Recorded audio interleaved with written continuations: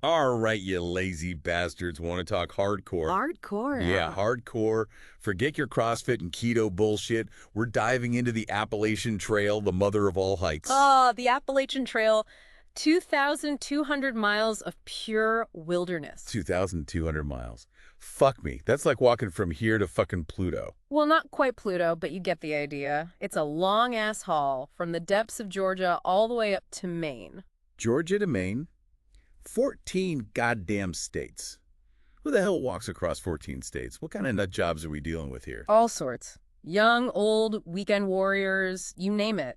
Some are looking for something, some are running from something. Let me guess, a bunch of tofu-munching, crystal-loving hippies trying to find themselves. You'd be surprised. It's a mixed bag. Some are in it for the physical challenge, some want to escape the rat race, and some, yeah, are searching for a deeper connection with nature. All right, so we've got our cast of characters, but what makes this trail so goddamn special? Why not just take a stroll in the park? Well, for starters, it's the longest hiking-only trail in the world. We're talking a continuous footpath, marked and maintained, winding through some of the most stunning and unforgiving landscapes in the U.S. Hold on, you're telling me it's just one giant path, no roads, no cars, just your 2 feet and a shitload of trees. You got it. It's a total escape, a chance to disconnect from the bullshit and reconnect with something primal. It's a journey that'll test you, push you to your limits. So it's like a boot camp for the soul. Sign me up. But let's be real, this ain't no walk in the park. Months on the trail, sleeping in the dirt, eating God knows what, and probably shitting in a hole. You're not wrong. It's not for the faint of heart. Extreme weather, rough terrain, and the occasional encounter with wildlife. Wildlife. Okay, now we're talking. What kind of critters are we talking about here? Yeah. Rattlesnakes, bears, those Lyme disease-carrying ticks. All of the above, my friend, and more. But with a bit of common sense and preparation, the risks are manageable. It's wild, it's challenging, and yeah, it can be dangerous. But it's also incredibly rewarding, a life-changing experience. All right, I'm listening. Danger, adventure, the possibility of getting eaten by a bear. What's not to love? But you mentioned through hiking. What the hell is that? Like binge watching Netflix, but for walking? Pretty much. It means hiking the whole damn thing in one go. 5 to 7 months of solid walking. It takes a special kind of crazy to commit to that. 5 to 7 months. Jesus, I can barely commit to a pizza order for that long. What kind of person does that? The Appalachian Trail attracts a diverse crowd. You've got your hardcore adventurers, your nature lovers, your soul searchers, and then you've got those who are running from something, a bad breakup, a dead-end job, life. So it's a giant therapy session in the woods. Get dumped, lose your job, just strap on a backpack and head for the hills. In a way, yeah. But it's more than just therapy. It's a chance to strip away all the bullshit, reconnect with something real. I'm starting to get it. Yeah. This isn't just some walk in the woods. It's a goddamn odyssey. A test of will, a chance to find yourself. Or maybe lose yourself completely. Exactly. And that's just the tip of the iceberg. We haven't even touched on the history, the culture, the logistics of planning a through hike. A whole lot to unpack. Yeah. This Appalachian Trail, it's a wild ride, isn't it? A wild ride indeed. Well, I'm always up for a good time. Let's dive deeper into this Appalachian Trail madness. But first, let's grab a goddamn beer. Sounds like a plan. All right, so picture this. Early 1900s, cities are exploding, industries booming. Progress. Right. Except this guy, Benton McKay, he's looking around and thinking, we're losing something. Okay, who the hell is Benton McKay? Some granola crunching nature freak. Sounds like it. Well, he was a forester, a planner. He saw the urban sprawl and said, we need to get back to nature, man. Nature good, city bad. Got it. But how's the trail supposed to fix that? Hold your horses. His idea wasn't just about a trail, initially. He wanted work camps along the Appalachian Mountains. Work camps.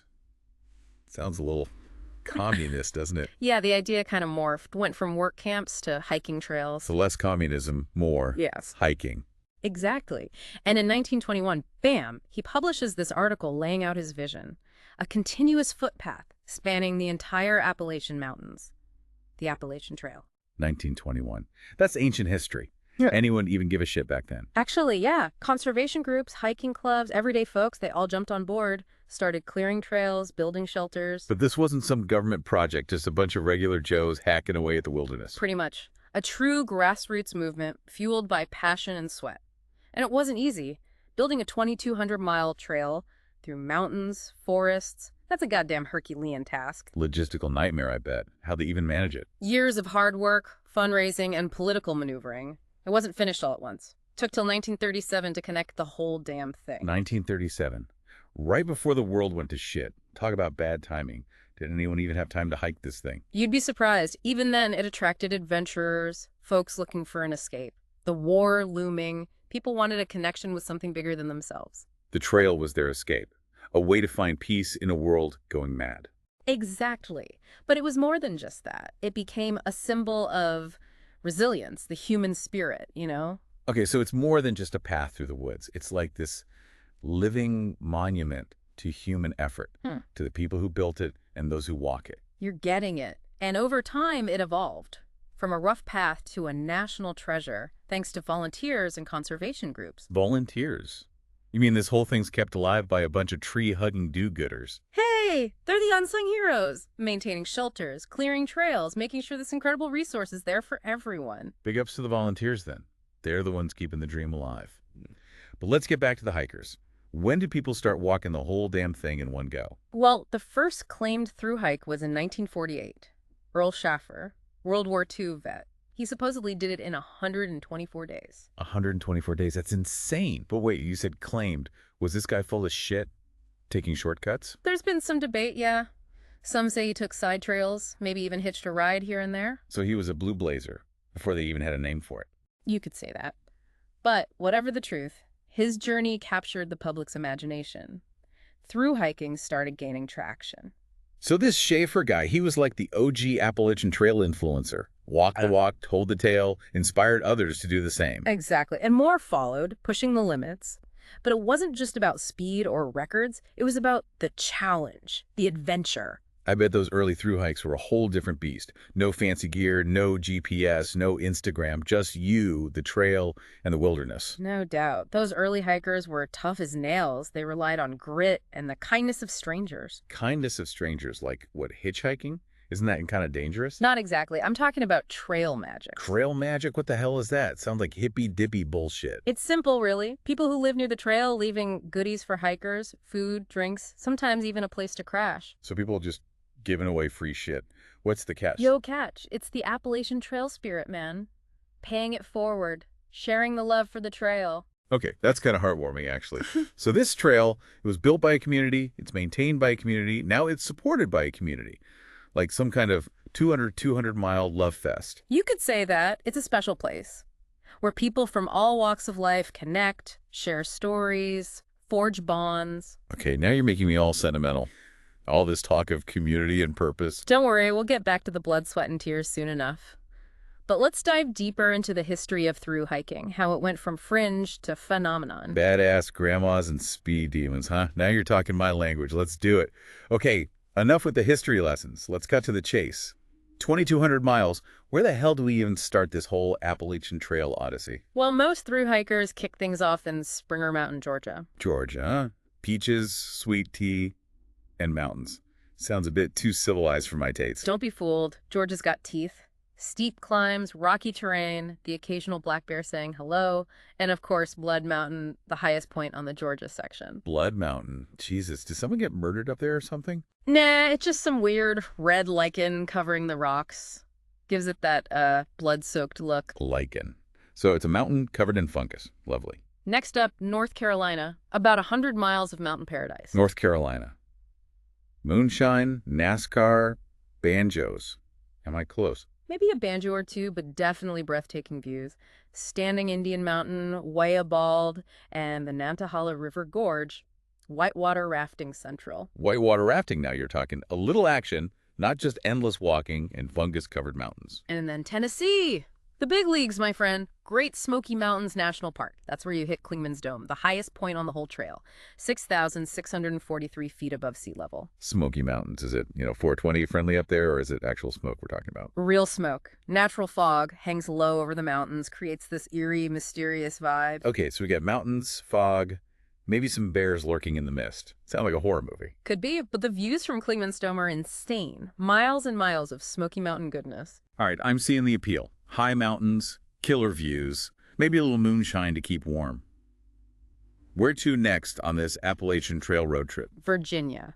And buckle up, because the trail settles in for a while here. Over 550 miles. That's like a quarter of the entire Appalachian Trail. 550 miles in one state.